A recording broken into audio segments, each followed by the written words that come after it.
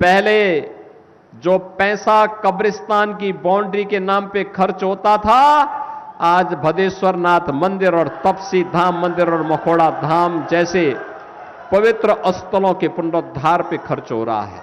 जिसको वक्फ बोर्ड बोल देता था कि ये कब्रिस्तान है, ये वक्फ की लैंड है, किसी की हिम्मत नहीं होती थी फिर मैंने उस समय कार्यकर्ताओं को भेजा था और मैंने कब्रिस्तान के नाम पर जो कब्जा हो रहा था सबको हटवाया था और सपा के जिलाध्यक्ष को हम लोगों ने उसके जमीन को कब्जा होने से बचवाया था।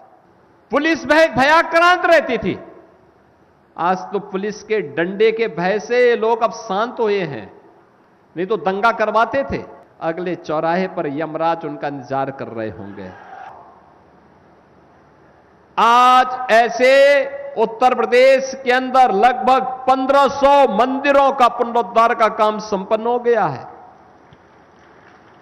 बहन और भाइयों, प्रदेश वही, लोग वही, सरकार के चेहरे बदले हैं, परिणाम आने लग गया। पहले जो पैसा कब्रिस्तान की बाउंड्री के नाम पे खर्च होता था, आज भदेश्वर नाथ मंदिर और तपसी धाम मंदिर और मखोड़ा धाम जैसे पवित्र स्थलों के पुनरुद्धार पे खर्च हो रहा है। पहले कब्रिस्तान के नाम पे जो कब्जा होता था, गरीब को सताया जाता था, उजाड़ा जाता था, जिसको वक्फ बोर्ड बोल देता था कि ये कब्रिस्तान है, ये वक्फ की लैंड है, किसी की हिम्मत नहीं होती थी फिर उस गरीब को उजाड़ दिया जाता था, उस दलित को, वंचित को उजाड़ दिया जाता था। और उजाड़ने का काम कौन करता था? यही सपाई लोग करते थे। इस सपा, बसपा, कांग्रेस, इनका यही ठेका था, यही करते थे। ये बस्ती के अंदर तो समाजवादी पार्टी के जिलाध्यक्ष थे, उनके स्वयं के घर के पास एक कब्जा हो रहा था, जबरदस्ती कब्रिस्तान के नाम पे कब्जा हो रहा था। समाजवादी पार्टी की सरकार थी।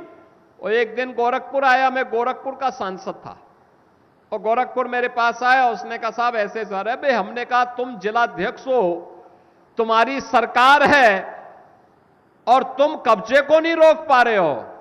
कहा साहब ये लखनऊ में बैठे हुए जो लोग हैं ना, इनको केवल और केवल कब्रिस्तान दिखाई देता है, इनको हम जैसे लोग नहीं दिखाई देते। बहन और भाइयों, फिर मैंने उस समय कार्यकर्ताओं को भेजा था और मैंने कब्रिस्तान के नाम पर जो कब्जा हो रहा था सबको हटवाया था और सपा के जिलाध्यक्ष को हम लोगों ने उसके जमीन को कब्जा होने से बचवाया था। बहन और भाइयों, ये अराजकता थी, ये अराजकता थी। ये लोग सुशासन की बात करेंगे, ये लोग आस्था की बात करेंगे। विकास के नाम पे जो डकैती पड़ती थी, योजना कागजों में स्वीकृत तो होती थी, पैसा डकार दिया जाता था, जमीनी धरातल पर कुछ भी नहीं होता था। हमने तो आपको बताया है ना कि आज भी हम जितनी परियोजनाओं को लेके आए हैं और जिनका लोकार्पण हो रहा, उनका शिलान्यास हो रहा, उसके भी पूरी सूची है। 84 कोसी परिक्रमा के बारे में भी हम बता रहे हैं।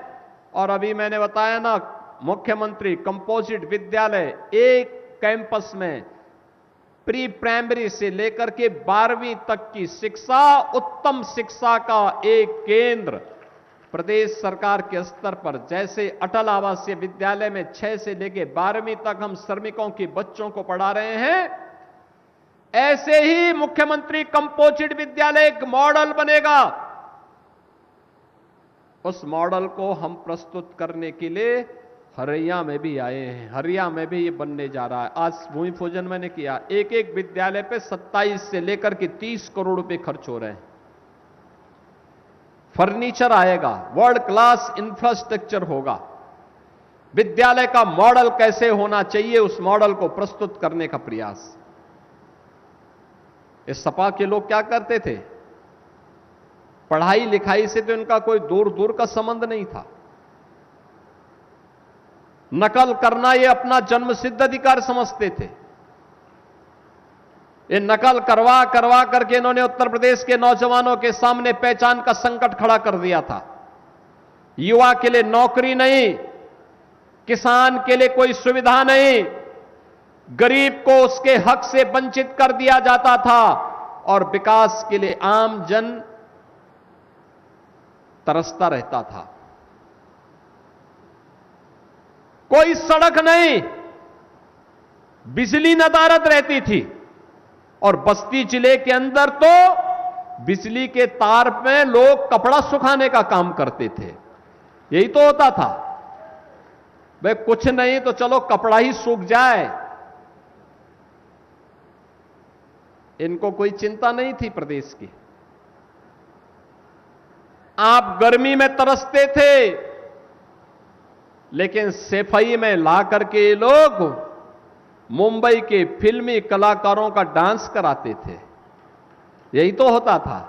सफाई के अलावा कहीं इनको विकास दिखाई नहीं देता था, कहीं विकास होना नहीं, इनके एजेंडे में कहीं नहीं होता था। बहनों और भाइयों, ये आस्था की बात कर रहे हैं।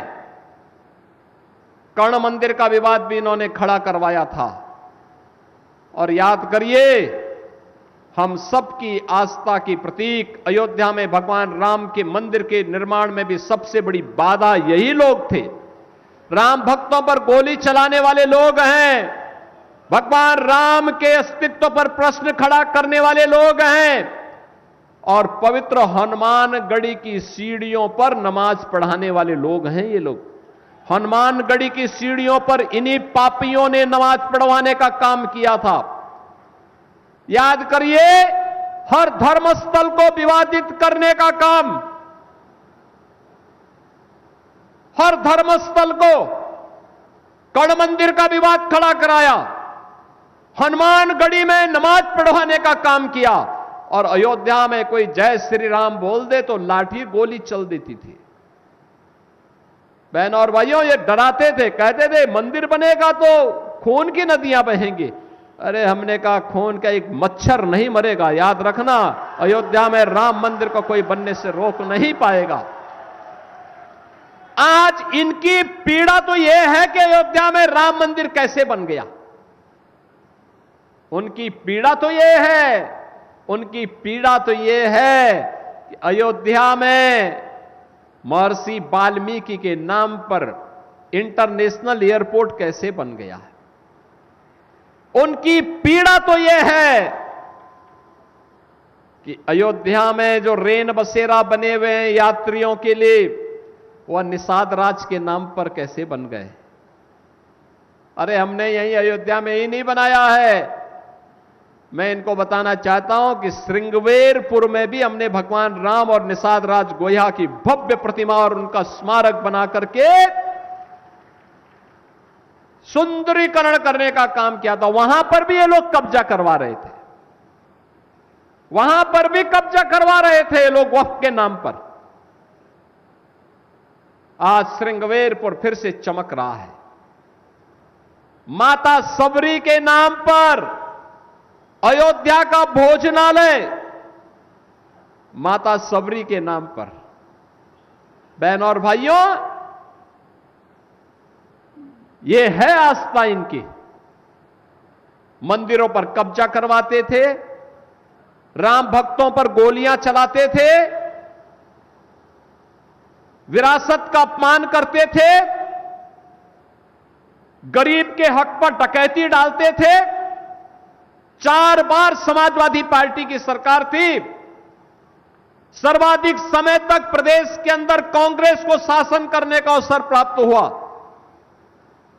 लेकिन बहनों और भाइयों, गरीबों को मकान नहीं मिलता था, गरीब के घर में शौचालय नहीं बनता था, गरीब को उपचार के लिए पैसा नहीं मिलता था, गरीब को मुफ्त में राशन नहीं मिलता था, गरीब को रसोई गैस का मुफ्त में कनेक्शन भी नहीं मिल पाता था, गरीब को मुफ्त में बिजली का कनेक्शन भी नहीं मिल पाता था। किसान के निजी ट्यूबवेल को बिजली आए न आए लेकिन उसका बिल आ जाता था, आज हमने उसको भी फ्री कर दिया है।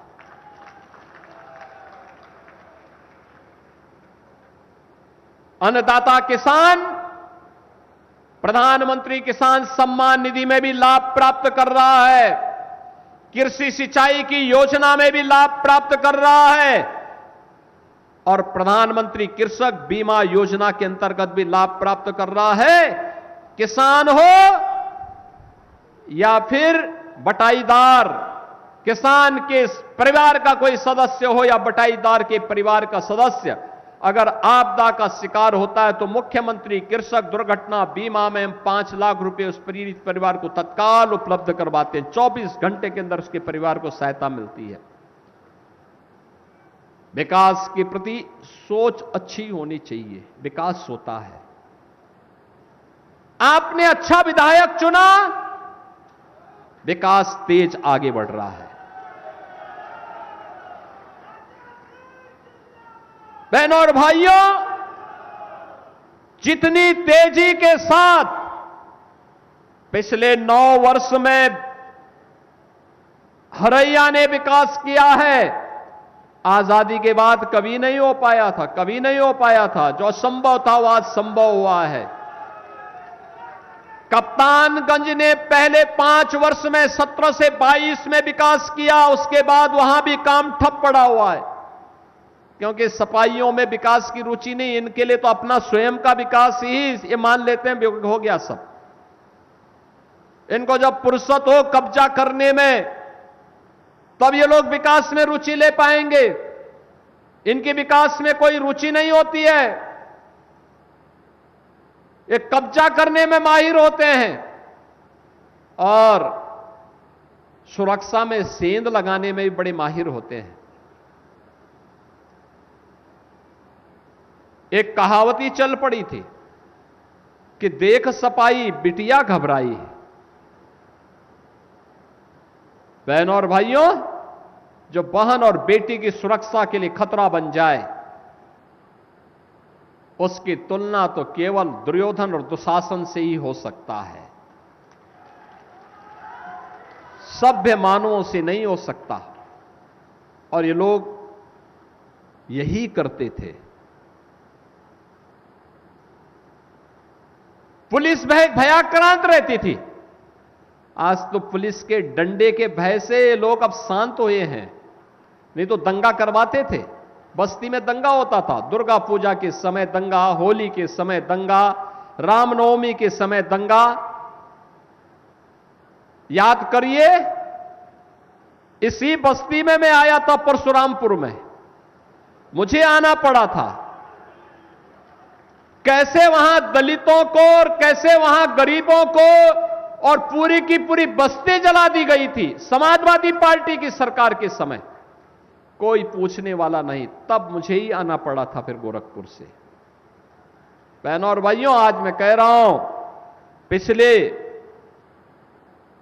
9.25 वर्ष से किसी ने कोई दंगा नाम की बात सुनी और किसी पर्व और त्योहार के समय कोई उपद्रव सुना? और बेटी और व्यापारी की सुरक्षा में सेंध लगाने का किसी ने दुस्साहस किया? अब कर भी नहीं सकता है। करेगा तो उसे मालूम है अगले चौराहे पर यमराज उनका इंतजार कर रहे होंगे।